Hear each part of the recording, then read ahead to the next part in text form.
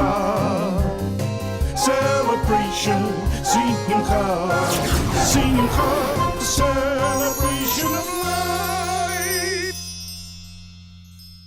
Hi from me, Jared Epstein, and welcome to Simcha, a celebration of life. In today's show, we visit Ne'ot Kedumim, the biblical landscape reserve in Israel, which is located halfway between Jerusalem and Tel Aviv. Our special guide, Yair, shares the history of this fascinating and unique landscape. First the dream which inspired it, and then the love and work which transformed this dream into a reality. Welcome to Ne'ot Kedumim, the biblical landscape reserve of Israel, the only one in the world, in a size of 250 hectares, a size of a small city in Israel. In this reserve you can feel the Bible. And when I say feel, I mean with all your senses. You can see, smell, taste, touch and hear most of the shrubs and some of the animals mentioned in the Tanakh, the Torah, the Bible, the Old Testament and the later scriptures, Mishnah and Talmud, and of course the New Testament. In this reserve you can understand the text in its context. And this is what we are going to do here today. We are going to learn how people lived in the land of Israel at the ancient time.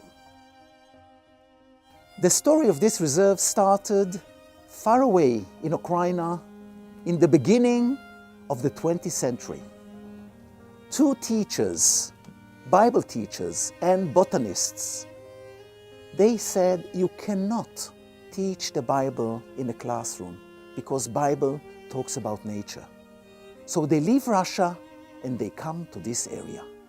They start walking in Lebanon, Syria, Jordan, Egypt and Palestine at that time, looking for plants that are mentioned in our sources and looking for understanding, trying to understand what is the use you can do with it.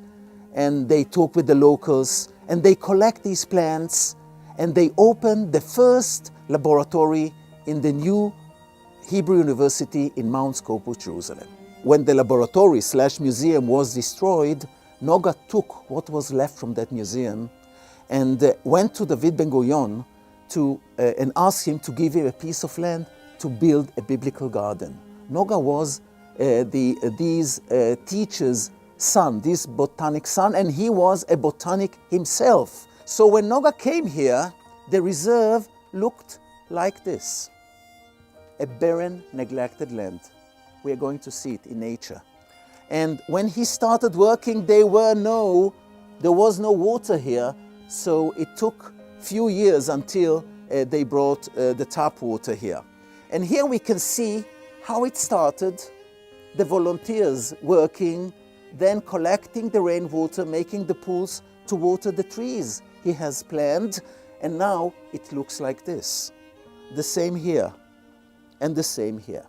So you can see that there was a lot of work to do here, but Noga loved it. Why did he love that? Because when he came here and he saw the neglected barren land, he said, that's great.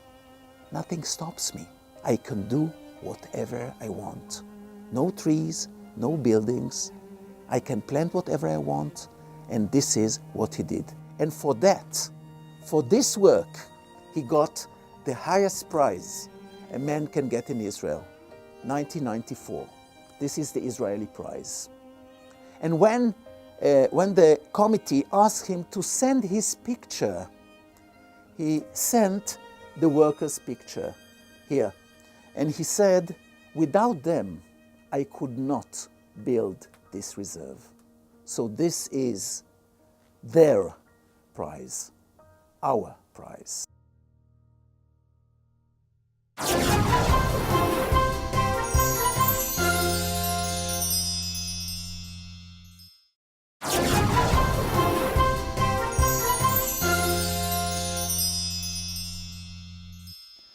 There's no better time than the winter to visit Ne'ot Kedumim.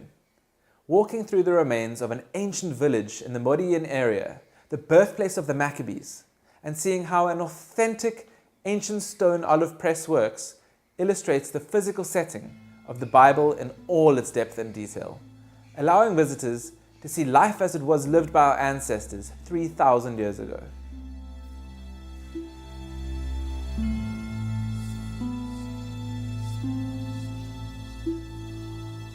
Our ancestors were shepherds. We are talking about Abraham, and we are talking about Jacob, and not only them, also two of the most important leaders of the Jewish nation, Moses and King David, were taken to be leaders because of their abilities as shepherds. And here we have our flock, our herd, goats and sheep. Yes, we have shepherd is very important because you can use the sheep, yes, and the goats.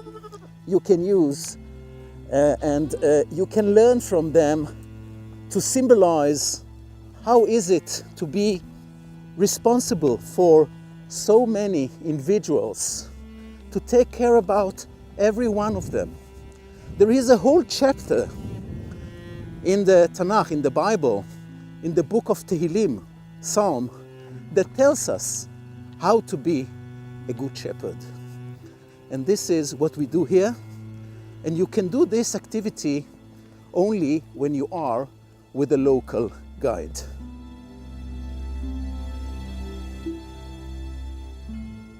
Ne'ot Kedumim is located right in the middle of the country, both geographically and topographically speaking. We are right in the middle of the way between Tel Aviv and Jerusalem, in the center geographically. We are also in the center topographically. We are about 200 meters above sea level, but still lower than the hills of Jerusalem. This is very important because in ancient times people lived here. It was a very central place, high place where you can watch and see and feel secured, and people sat and lived here for thousands of years. We have here many ancient water cisterns, more than 40 ancient water cisterns dated to more than 2,000 years ago. Some of them we renovated and people can understand how the system is actually working. We also have many olive presses, wine presses, housing areas, pottery pieces. You walk and you feel like you are walking on history. This is the first Israeli startup company which invented this known cistern and brought it into this land in a different figure, just to live in a land where half a year doesn't have a drop of water. So this cistern is the center of life. We found here 45 cisterns and not a well, because a well you will dig in the valleys, a cistern you will dig on the hillside, and you will collect into it rainwater. And this cistern is at least 2,000 years old, a real one found here. And we have a lot of stories in the Tanakh, in the Bible, that tells us how important this is. Most of the love stories in the Bible happened near a water source, because this is the center of life. You cannot live here if you don't have water. So today, Israel, the startup company, also invented other ways of making water, making electricity, because most of the fights here in this land, and not only here, also in Africa, are around water, because you cannot live without water. This is the source of life. So this is the ancient cistern. And we see that what actually we have here is a pit that was made by people in the rock. You make it, you plaster it, and you bring water into it. The water will run here, and you'll collect it from the roofs, from the gardens, and bring it into the cistern. Let's see what kind of water do we have here? Yes, using an ancient tire from the biblical time. Yes, and you will listen now to the sound of life running into the cistern. Let's hear it.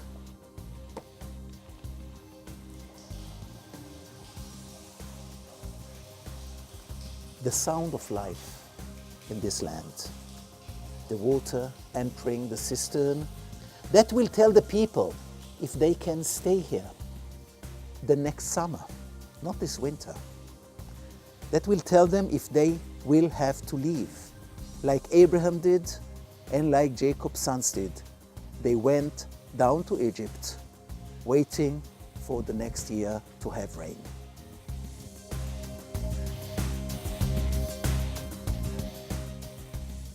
This olive tree is a tree that can live for a long time.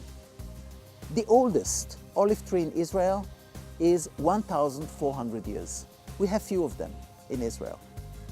And it will be very interesting to know that the roots of this olive tree will be not more than 2 meters deep. It doesn't matter how old it is. And you already know it. You understand it because this tree is looking for every drop. He wants to catch every drop of rain. And this is why he's not looking for underground running water. He will take this water, he will turn it into food and put it in the food tanks that surrounds the tree near the roots and on the trunk. From these food tanks will grow out the shoots you see all around. And these shoots will be a part of this tree, which is actually a combination of roots. It's not one beam. It's a lot of beams, and you can see how it's built. You see them all over. The wider it is, the older it is. And when it will be 1,400 years, it will be more than 1 meter wide. Now, and that's the important thing, if you take out a shoot with the food tank, you can throw it on the road and leave it there for a year. And then, when you take it and you put it in the ground, it will grow up to be an olive tree, but not just an olive tree. After a year, it will grow up to be the same olive tree, the same DNA, the same fruit. So what does that symbolize to us? It symbolizes one very important thing. King David is symbolized to be a shoot of an olive tree. He is a shoot of an olive tree because from his family will come the next kings of the nation of Israel. And that can happen even if he will be thrown out from this land. Exactly like what happens after the destruction of the first temple. People were sent to Babylon, and those that come back, one of them is from the house of David. And he brings the DNA of the house of David, and he builds the second temple. So if you want to be a king, you have to have the DNA of King David. You have to be a shoot of an olive tree.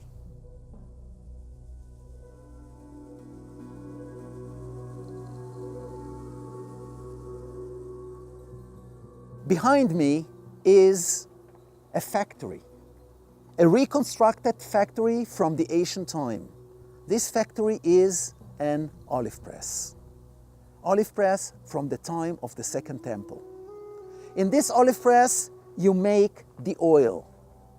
The first stone you see just in the back of me is not the press.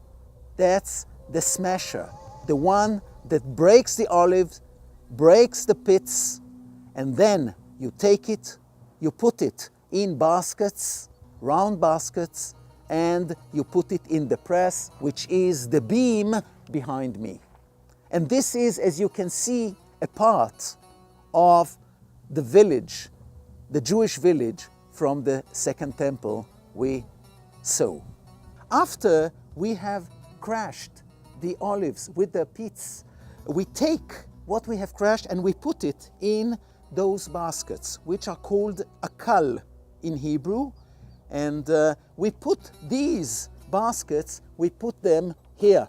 We make a pile of baskets and we press them with this beam. And how do we press it? We have here two weights, big stones, and with operating the screw, we put the beam down to press it. But it's very important to know that the oil that was used in the temple in Jerusalem is not the oil that was pressed by the beam.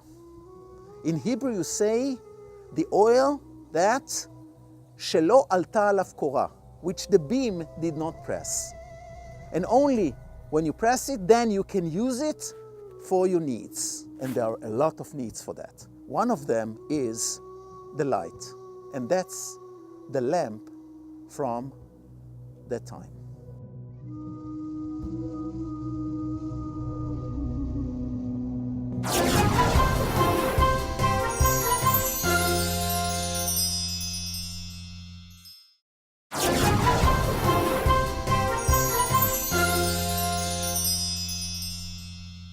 More than a garden showing various plants, Ne'ot Kedumim in Israel embodies the panorama and power of the landscapes, which shaped the values of the Bible and provided the rich vocabulary for expressing those values. Exploring the vegetation is enhanced through understanding their connection to water and their relevance to the history of the Jewish people and the land of Israel.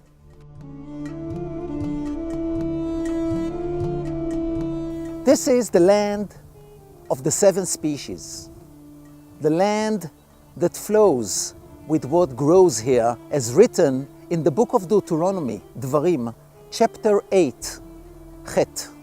And I quote, "A land of wheat and barley, and vine trees and fig trees and pomegranates, a land of olive oil and honey." Honey is the date palm tree. And these 7 species, 7 fruits that grow in this land is what gives people the opportunity to live in a land like this if we just use it and not abuse it. In front of me right now we have the date palm tree, which is one of the 7 species.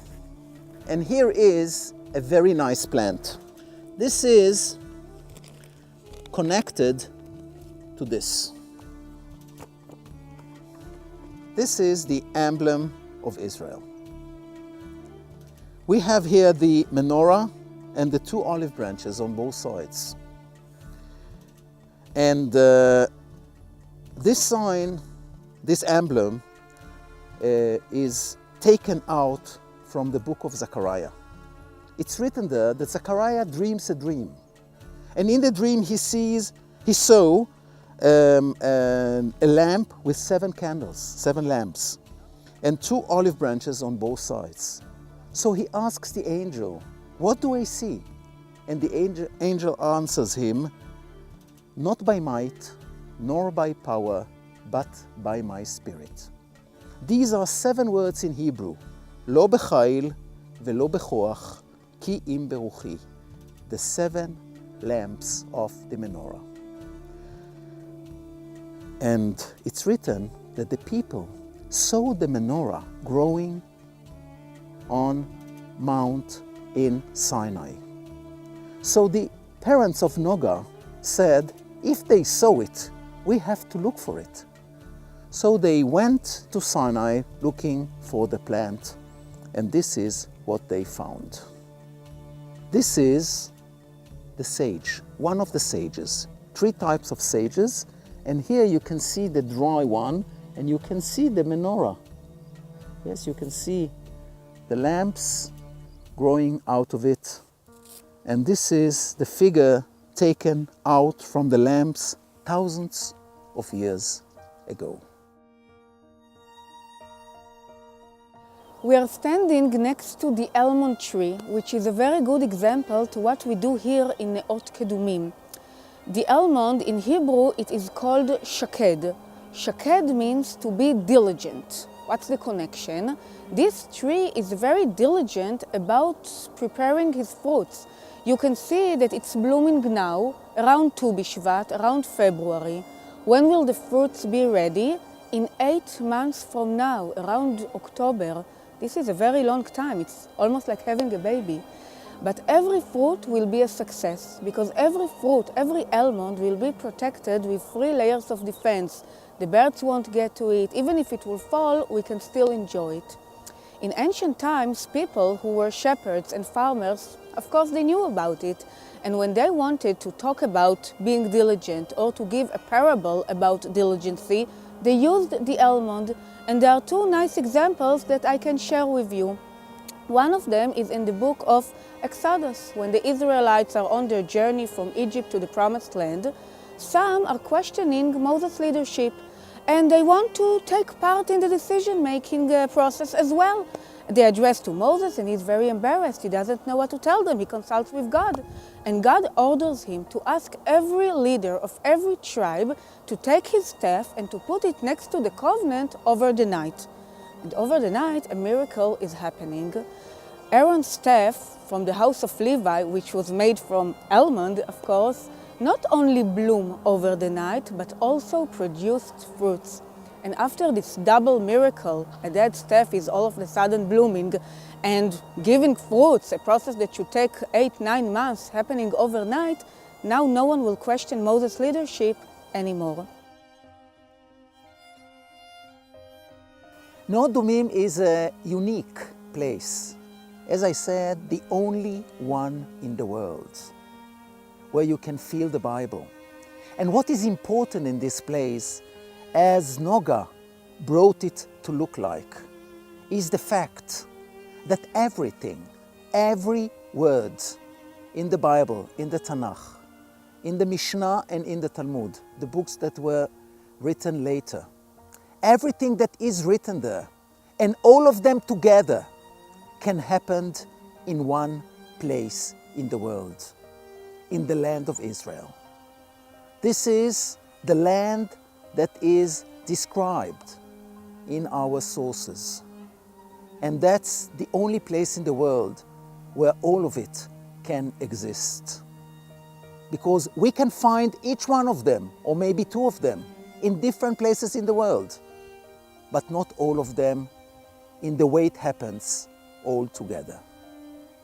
So you are welcome to visit this place if you want, on your own or in a group, and enjoy this land, the home of the Jews.